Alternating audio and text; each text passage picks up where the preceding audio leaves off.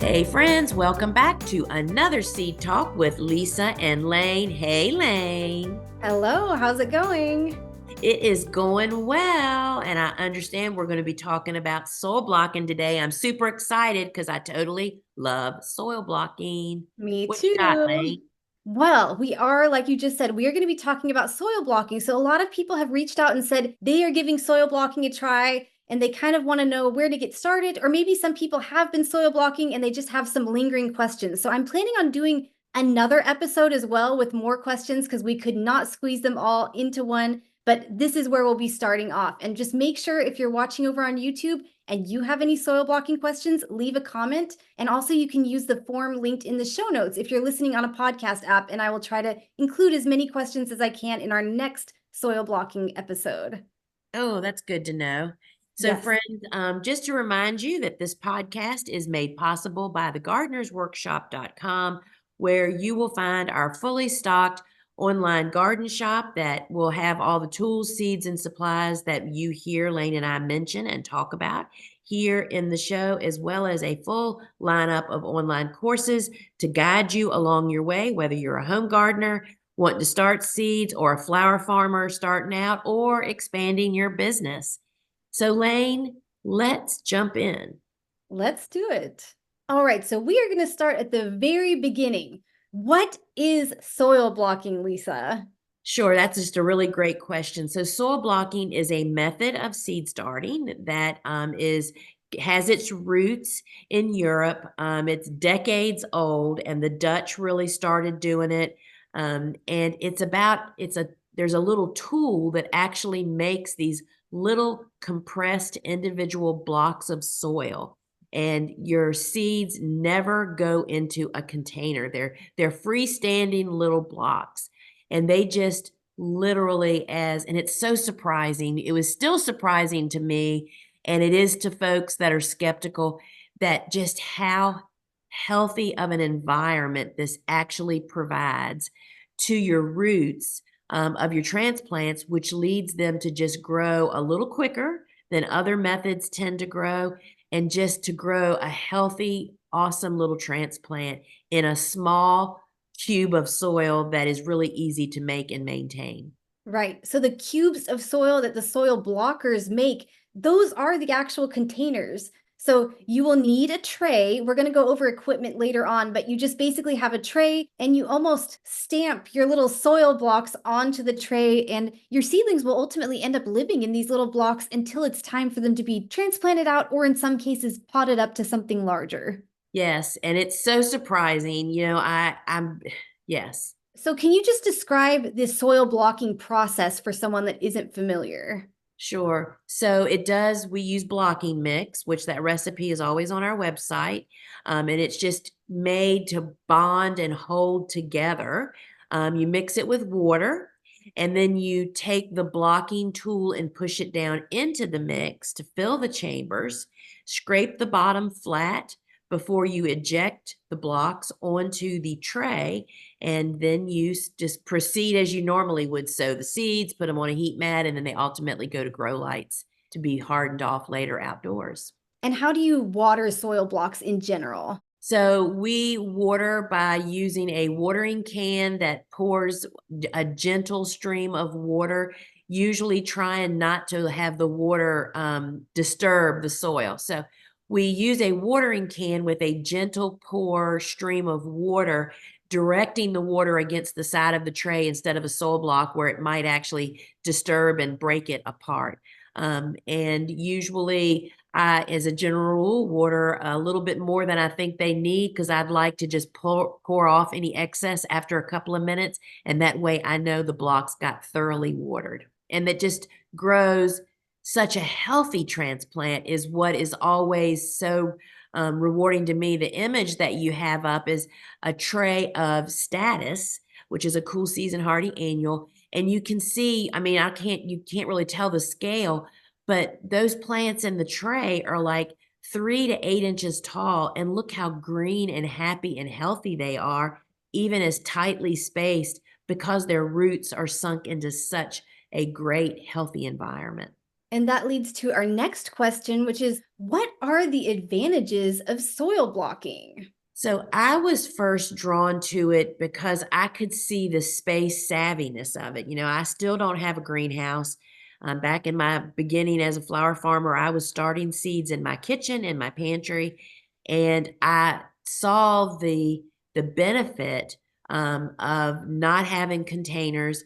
And I kind of took the basic soil blocking method that I learned and tweaked it into a tabletop method, meaning that you could water the blocks without drainage holes. You could use trays that were flat and that have no drainage holes, which means there's no water running everywhere. I mean, I can remember back in the very beginning of time when I was using trays with drainage holes, and I tried all kinds of things, putting the trays in the bathtub, putting them in trays and then moving them out of trays and dripping water all over my kitchen or the Yeah. pantry. And just a lot of challenges. So I pushed the envelope on soil blocks. That's how I figured out about using the small blocker for so much more than what most other people do, because I simply didn't have the space to use the larger blocker. And so the space savviness of it and the ability to water it anywhere. I mean, literally, it was in my pantry with my food in shelves below it. So there was absolutely no mess to deal with. Yeah, it's extremely space efficient. That's what drew me to it, as well as I like the fact that there aren't a bunch of bulky trays. And plug trays, they just end up breaking over time. And with soil Yeah. blocks, you can get really sturdy trays that will last you forever, pretty much. It's true. I mean, I still have the very same trays that I started with 26 years ago, literally.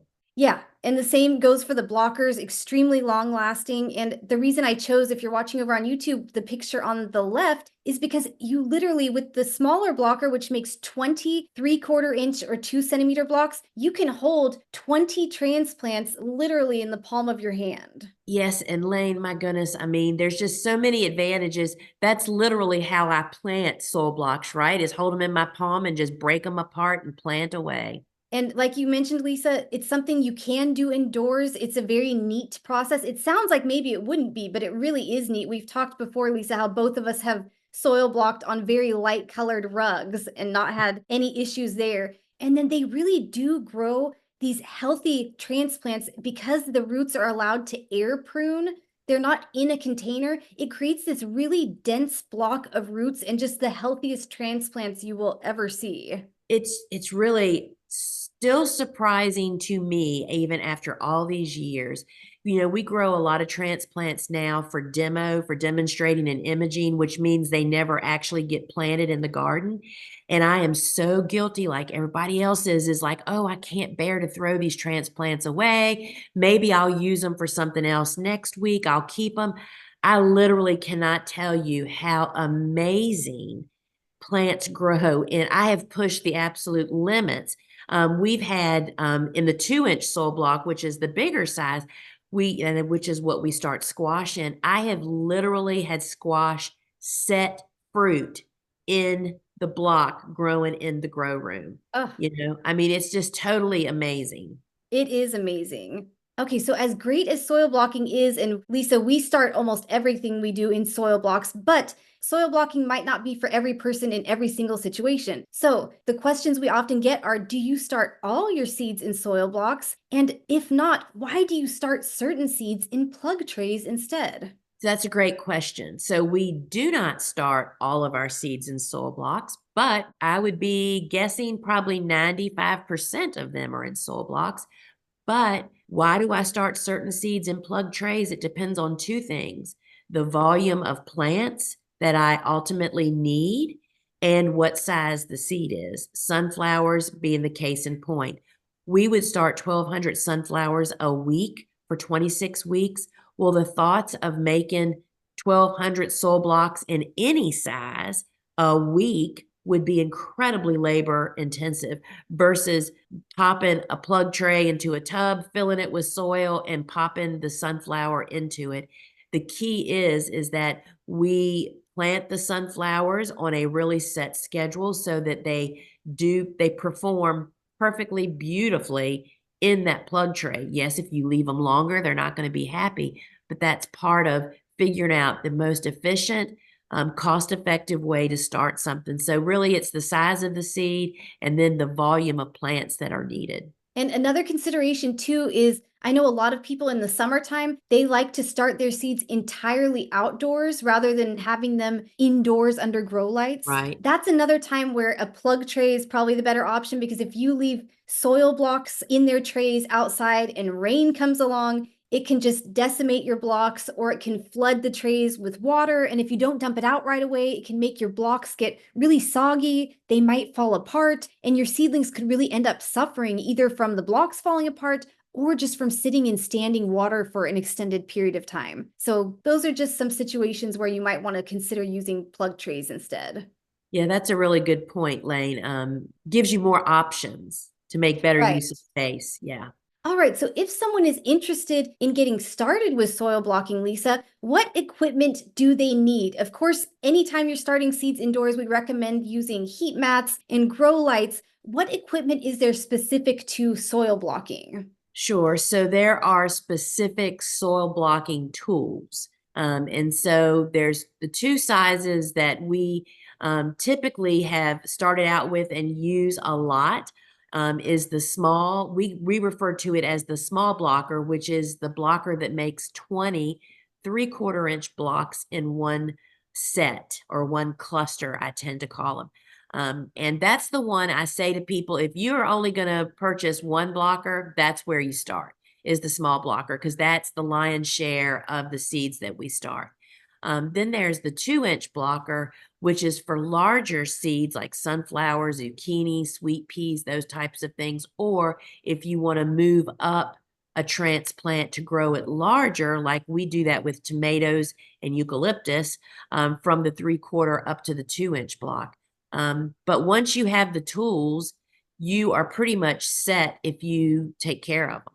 Right. So you need the blockers, you need some trays, which we're going to go in detail about the trays in a little while. So I will hold off on that for now. And then you need some sort of a tub to mix your soil in. And then we recommend something like a potato masher or a slotted spoon or something to help you scrape the bottom of the Yeah. blocker before you go to stamp it onto your trays. Yes. Okay, another question we always get is, do seedlings in soil blocks typically grow faster or slower than in plug trays? So, as a general reference, we tend to assume that soil blocked seeds will grow up faster than plug trays. And so we shave about a third of the recommended growing time off of that. And and again, your environmental conditions can actually play off of that also. But that is as a general rule. And again, it's just all about the oxygen getting to those roots. They dry out every 24 hours is the goal, and that just gives them more oxygen. And then you water them. It just creates a great little environment for them to grow. And but I find with plug trays, they're can be more difficult to regulate, and that can lead to slower growth. So if something takes someone 6 weeks to grow to a transplant size in a plug tray, it might take only around 4 weeks in a soil block.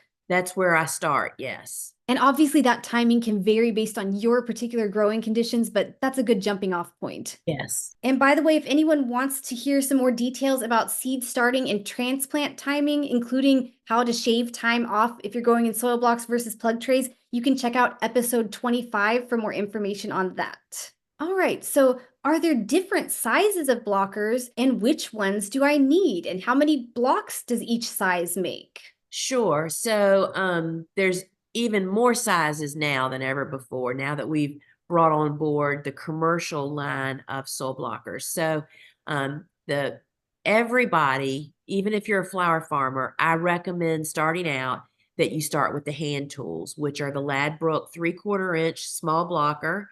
As I mentioned earlier, we use that one a lot of the time because it is so space savvy.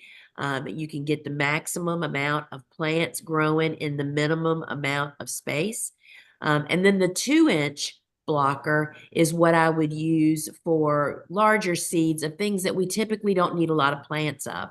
like sweet peas. And for us, tomatoes and peppers and things that we're not growing hundreds of those plants. So the other two sizes that we have are called Swift blockers, one being the Swift Blocker 75, which is a tool that makes 75 9/10 of an inch size blocks all in one set. So it's super efficient and just streamlines the process. However, you only can fit 75 blocks in the same space of 100 of the small blocks. So it's like it's really all about what your goal is, right? Then then the Swift Blocker Mini 27 makes 27.5-inch blocks. So for instance, if you were starting, you needed more sweet peas, that would be a great opportunity to use that blocker if you wanted 27 sweet peas, because a sweet pea is a little too big to go into the smaller size blockers. So there are different sizes, but I recommend that everybody start with the hand tools to learn how to soil block, tweak your system, and then as you streamline, move up to the commercial line of blockers. And you can do so much with the 3/4 inch blocks, even if it's a seed that's technically probably too large for them. Oftentimes, I have found that you still can sow it in there, and you just might have to plant those transplants out a little bit sooner than if you had given it Yep. more space in the 2-inch blocks. Have you It's found that at all? exactly true. So the 2-inch blocker just gives you more time, or the mini Right. 27 or the mini 75 because they're larger, just gives you more wiggle room. So yes, I definitely we have counseled so many people over the years that learned about soil blocking from someone that technically doesn't really soil block every day. I mean, they just found it as a way to start seeds and really promoted the 2-inch blocker. And that's what people got. And they didn't have much success with it for a multitude of reasons that makes perfectly good sense to me. And then they hear about what we're doing and they're like, I need the small blocker and the inserts. I have the rest of the story, right? And it is very interesting to see how people go from dismal to high success when they switch from one to the other. And for anyone interested, back in episode 22, we talked all about the different soil block sizes and how to pick between a small versus a large block, or when you might need to pot up from the small to the large block. So check out episode 22 if you want to hear more detail about that. Okay, our next question is, what type of trays should I use? And there are definitely some considerations here. Yes, and I think for me, the two most important features that I have learned just make a really big difference is a flat bottom, meaning no ridges, because ridges not only make your blocks teeter, but they also trap water sometimes, which can Yes. lead to disease and issues and insects, fungus gnat problems. So a flat bottom tray is key for me, and also low sides. And when I say low Yes. sides, I mean the perfect world is like 3/4 of an inch, because not only does that improve air circulation, but when you overwater, which I do on a regular basis, and you have to pour off the excess after you finish completed your watering, when it's got a higher side, you have to tilt it more, and it just is a problem. We just did a test with some trays that were taller sides, not by much, but it really did make a difference. So I like low sides, flat bottom trays, and we use the reusable foam trays. We consider foam trays a reusable resource. It's not something you throw away because they last a long time. They come in a lot of smaller sizes, which are conducive to either starting not many seeds or a lot of different varieties, and really fitting the number of seedlings to the size tray makes the best use out of your grow light. Yeah, that's one thing I was going to point out, is to definitely make sure to consider the dimensions of your grow rack shelves or wherever you're growing, and the coverage of your grow lights, because you don't want to get trays that are way too big for your space, or even trays that just don't maximize your space. So you want to get trays with dimensions that make the most efficient use out of whatever space you have. Yes, because that space gets really important to you, doesn't it, when you're trying Oh, to yes. really do a big push to start a lot of seeds.